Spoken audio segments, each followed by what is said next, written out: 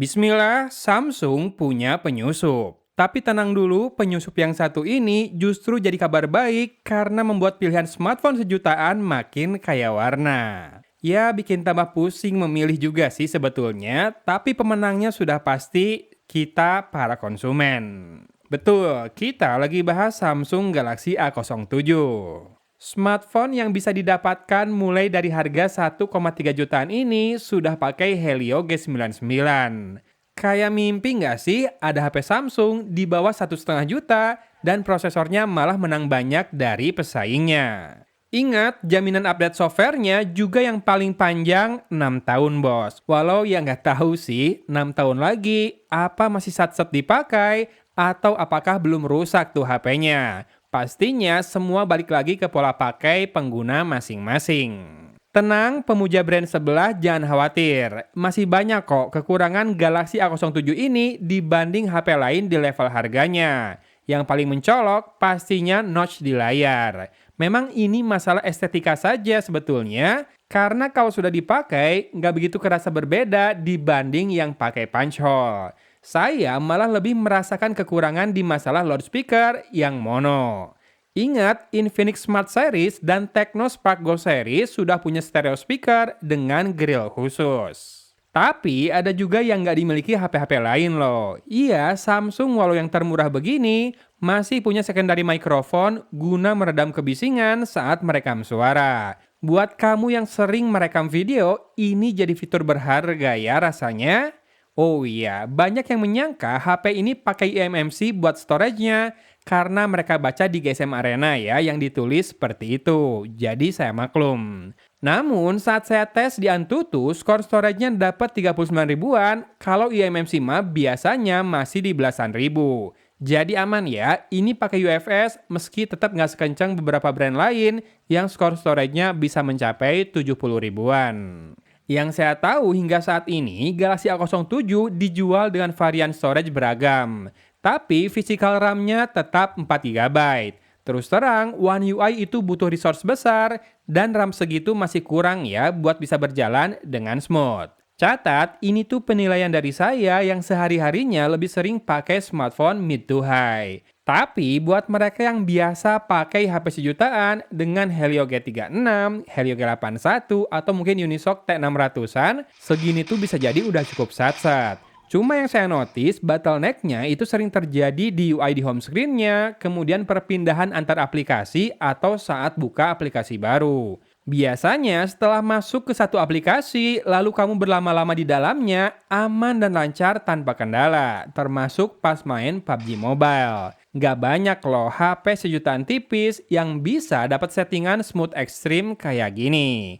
60 fps bos. Untuk grafis mentok, itu ada di HDR dengan frame rate turun satu level ke Ultra. Saya main di Smooth Extreme rasanya super nikmat. Ingat, untuk ukuran HP sejutaan dengan segala keterbatasannya ya, termasuk layarnya yang resolusinya HD Plus saja. Mungkin efek dari HP Samsung yang semuanya dijual tanpa anti gores, sentuhan jari di layar terasa lebih smooth dan respon layar juga bagus. Memang hasilnya tergantung skill kita dan lawan ya. Tapi kalau saya bisa dapat kill sampai 20-an lebih, itu bisa diartikan gameplay lancar nggak ketemu lag nih. Saya ingat persis saya main pakai koneksi seluler, nggak nyalain wifi. Dan suhunya aman, anget-anget dikit buat main setengah jam di Irengel. Baterainya yang masih 5000 mAh, ya buat seharian mah masih bisa lah ya dengan pemakaian normal. Ingat, Helio G99 itu nggak rakus daya, kan sudah 6 nanometer fabrikasinya. Nah, buat yang jorok pakainya, saran saya sediakan budget beberapa puluh ribu rupiah untuk beli tempered glass dan minimal softcase beningnya lah. Maklum, paket penjualannya tergolong minimalis, tapi charger 25 watt masih dapat. Soalnya itu bundling ya. Tuh ada tulisannya tidak untuk dijual. Jadi, kalau menemukan seller memasang harga berbeda untuk paketan dengan dan tanpa charger, itu bisa dipastikan cara mereka buat cari cuan tambahan saja. Urusan desain memang ranah selera, balik lagi ke masing-masing pribadi ya. Namun desain smartphone Samsung sekarang nampak sudah matang. Dari tahun ke tahun, perubahannya terbilang minim. Dan rancangan utamanya bisa dibilang punya satu konsep besar yang sama, entah itu untuk HP sejutaannya maupun yang termahal di belasan juta. Makin identik dan punya ciri khas ya jadinya untuk urusan desain ini. Apakah itu jadi kelebihan karena jadi berkarakter atau malah kekurangan karena nampak membosankan? Sekali lagi, balik ke ranah selera tadi. Tapi serius, Galaxy A07 ini akan dengan mudah masuk daftar rekomendasi saya saat ada orang butuh masukan dari saya. Atau saat ada yang ingin memberikan hadiah smartphone untuk kerabat, keluarga, ataupun kolega mereka dengan budget yang tidak jor-joran.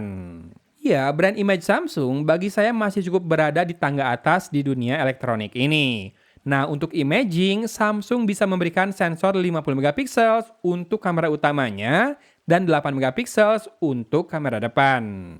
Lumayan kok, 50 megapiksel itu bisa untuk lossless zoom 2 kali atau quad pixel binning.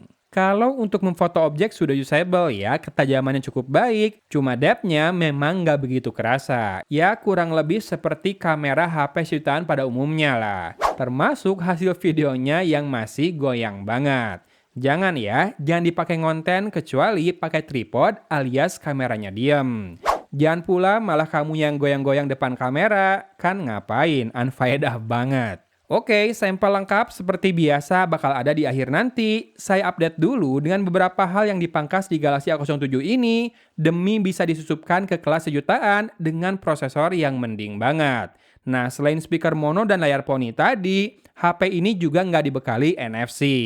Sensornya juga minim di mana giroskop tidak ada, orientation dan magnetic sensor juga tidak ada, sehingga mungkin buat navigasi ini bakal sulit. Sementara tambahannya ada fitur software keamanan dari One UI seperti auto blocker, secure folder. Ini bisa jadi pertimbangan kalau kamu hendak memberikan ponsel ini kepada anak atau lansia. Ya, biar nggak keinstall malware yang aneh-aneh. Gimana setelah dengar penjelasan ini? Apakah maju atau mundur nih buat meminang ponsel sejutaan terbaru Samsung ini? Mau cek-cek dulu video review dari teman-teman yang lain biar lebih yakin juga boleh. Atau mau check out langsung dari produk yang muncul di video ini juga boleh banget. Tapi bebas, tidak ada paksaan. Yang penting terima kasih ya dari saya karena sudah menyempatkan mampir di video ini. Oke, dari kota Cimahi, A.A. Gogon pamit undur diri. Wassalamualaikum warahmatullahi wabarakatuh.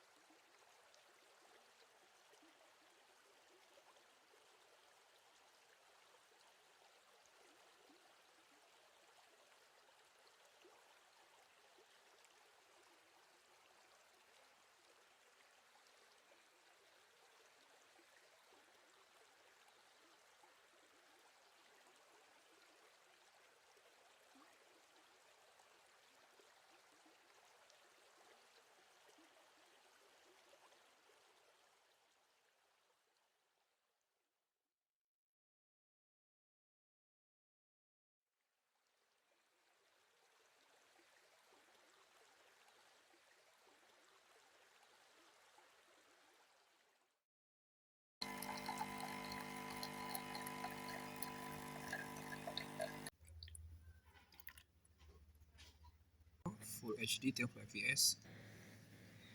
Kita coba sambil putar jalan, tilting, panning. Gimana putarannya atau goyangannya?